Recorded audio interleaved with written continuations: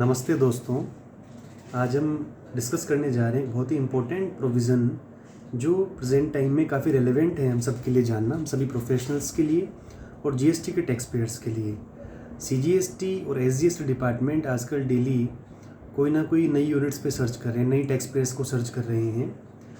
तो सर्च के दौरान कई बार क्या होता है कि प्रोविजनल अटैचमेंट भी किया जाता है प्रॉपर्टीज़ का, और साथ में बैंक अकाउंट्स का भी अटैचमेंट किया जाता है। तो जब बैंक अकाउंट का अटैचमेंट किया जाता है तो DRC 22 एक फॉर्म है, वो डिपार्टमेंट जारी करता है और उसमें डिटेल रहती है कि कौन कौन सा बैंक अकाउंट टैक्स पेयर का अटैच किया गया है।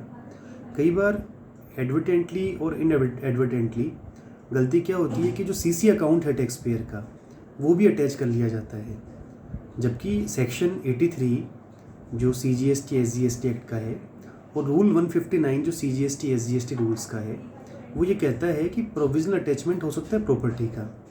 बैंक अकाउंट भी निसंदेह एक प्रॉपर्टी है जिसका अटैचमेंट किया जा सकता है, बट क्या CC अकाउंट का अटैचमेंट किया जा सकता है? This is the important question. तो CC अकाउंट का अटैचमेंट नहीं किया जा सकता क्योंकि CC अकाउंट एक लोन अकाउंट है एक तरीके से, जो बैंक फैसिलिटी एक्सटेंड करता है किसी बिजनेसमैन को, किसी टैक्स पेयर को, तो उसका अटैचमेंट करना लॉ के हिसाब से सही नहीं है। लेकिन फिर भी कई बार जो डिपार्टमेंट है वो बैंक को ये लेटर देता है कि इस पैन नंबर पे जो भी बैंक अकाउंट रजिस्टर्ड हैं उन सब का अटैचमेंट कर लिया जाए, और बैंक उनका अटैचमेंट कर लेता है, जिससे हमारा जो वर्किंग है बिज़नेस की वही हमारी हिट होने लग जाती है। तो इस सिचुएशन में हमें क्या करना चाहिए? हमें DRC 22A फॉर्म जो है वो हमें ऑनलाइन फाइल करना चाहिए। और इन केस कई बार जब online file DRC 22 online upload नहीं किया जाता डिपार्टमेंट्स के द्वारा, तो DRC 22A का ऑप्शन ऑनलाइन अवेलेबल नहीं होता GST पोर्टल पे। उस केस में हमें मैनुअली जो अथॉरिटी है जिन्होंने बैंक अकाउंट फ्रीज़ किया है GST डिपार्टमेंट के, उनको लेटर देना चाहिए कि हमारा जो है CC अकाउंट भी फ्रीज़ कर दिया गया है, सीज़ कर दिया गया है, जबकि CC account is not liable to be seized in case of provisional attachment. और इसके लिए 3 जजमेंट्स भी हैं जिनको हम रिलाई अपॉन कर सकते हैं। ऑनरेबल सुप्रीम कोर्ट ने जुगल किशोर दास वर्सेस यूनियन ऑफ इंडिया, जो कि 2013 में पास किया था, हेल्ड किया था, इशू किया था, उसमें भी उन्होंने कहा था कि CC account, cash credit account को सीज़ नहीं किया जा सकता है, उसको प्रोविजनली अटैच नहीं किया जा सकता है।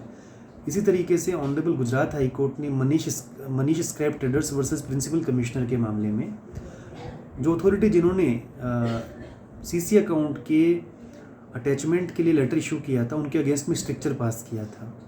और साथ ही साथ ऑनरेबल कोलकाता हाई कोर्ट ने recently JL enterprises versus assistant commissioner sales tax के मामले में 2023 में करंट ईयर में ये जजमेंट पास किया कि कैश क्रेडिट अकाउंट को सीज नहीं किया जा सकता है।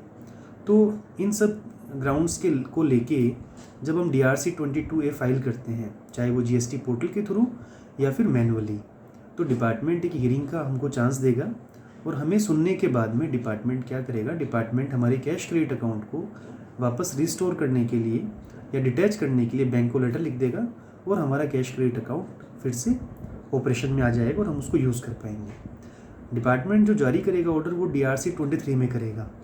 तो DRC 22 हुआ अटैचमेंट का फॉर्म जिसमें डिपार्टमेंट अटैच करते हैं, 22A हुआ जिसमें हम रिप्लाई देते हैं, हम हमारे ऑब्जेक्शन जो हैं वो सबमिट करते हैं, और 23 में हियरिंग के बाद में टैक्स पेयर के साथ में अथॉरिटी जारी कर देती है कि जो अटैचमेंट किया गया था इसको वापस डिटैच करना है और वापस रेस्टोर करना है, ताकि टैक्स पेयर उस बैंक अकाउंट को यूज़ कर सके।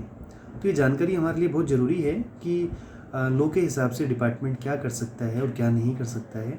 यदि कोई ऐसा एक्शन लिया जाता है जो एज़ पर लॉ नहीं है, तो हम हमारा रिप्रेजेंटेशन दे के हमारे राइट्स को प्रोटेक्ट कर सकते हैं।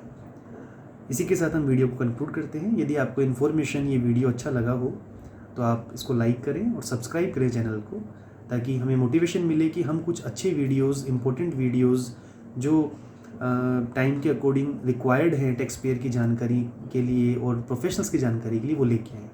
Thank you so much.